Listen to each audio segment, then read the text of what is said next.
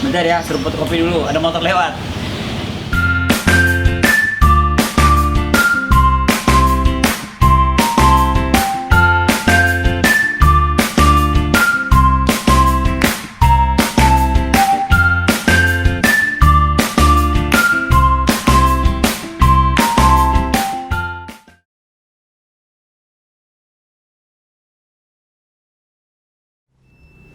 Hai teman-teman, maaf lama kita tidak jumpa di vlog fotografi karena saya dan Bang Erik sibuk. Selama 2 bulan ini kita sibuk mindahin studio ya. Nah, kali ini saya akan bicara tentang stitching fotografi. Stitching ya, kalau terjemahannya stitching itu menjahit. Nah, kan agak aneh kok fotografi dijahit gitu loh ya.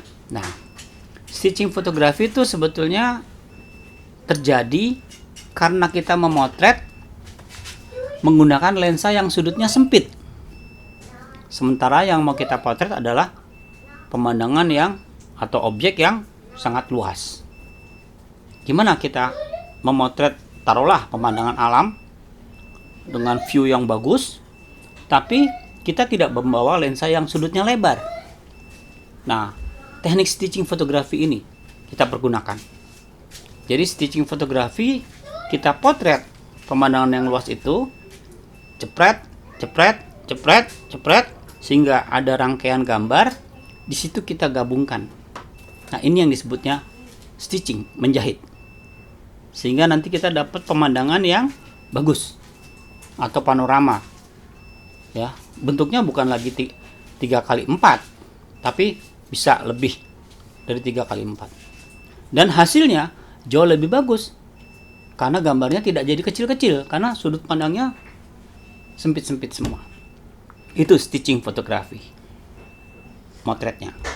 Nah, pada zaman pakai film, stitching fotografi itu sudah banyak dilakukan.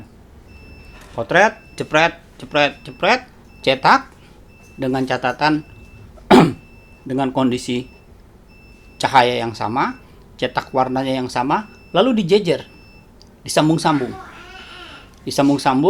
baru nanti dipotong atasnya, bawahnya, sehingga jadi gambarnya panorama. Ya. Nah, di era digital, stitching fotografi jauh lebih mudah, ya, karena ada software. Saya masih kuno. Logikanya, saya potret dengan digital fotografi, lalu saya gabung di software Photoshop, sehingga dapat gambarnya panjang. Itu stitching fotografi. Teman-teman bisa horizontal, bisa vertikal stitching ya. Jadi stitching itu kita menjahit beberapa gambar yang sebetulnya itu satu pemandangan alam. Jelas ya teman-teman ya. Jadi kalau teman-teman pergi membawa lensa yang sudutnya sempit, taruhlah lensa sudut 50 mili, lalu melihat pemandangan alam yang bagus, bikin stitching ya, kita gabung. Sederhana ya teman-teman ya, stitching fotografi. Nah, pemotretannya usahakan pencahayaannya sama. Kalau kita bikin stitching dari 6 gambar beruntun, 1, 2, 3, 4, 5, 6, itu semua sama. Teman-teman jangan kaget pada saat di sini dapat normal, di sini dapat under, di sini dapat over. Ya, itu kondisi yang ada pada objek sebetulnya. Sehingga pada digabung, ya, yang paling ketahuan adalah langitnya. Kalau pemandangan alam, langitnya akan rata. Tapi yang di bawahnya, entah itu sawah atau kebun teh, akan kelihatan gelap terangnya.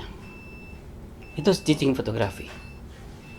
Sederhana ya, bisa coba ya. Jadi nggak usah khawatir kalau kita pergi tidak bawa lensa yang sudutnya lebar. Ya, nanti teman-teman bisa lihat contoh yang saya berikan. Ada 2, yang masih pakai foto, lalu yang sudah saya olah di software digital fotografi. Karena pakai fotonya adalah bahan dasarnya digital fotografi. Jelas teman-teman? Bisa mencoba? Dan jangan takut salah. Silakan, namanya kita belajar. Oke? Sip? Sampai jumpa ya. Kita akan ketemu lagi di vlog-vlog fotografi yang selama ini kita buat. Terima kasih atas dukungannya. Jangan lupa subscribe. Oke teman-teman, sampai jumpa.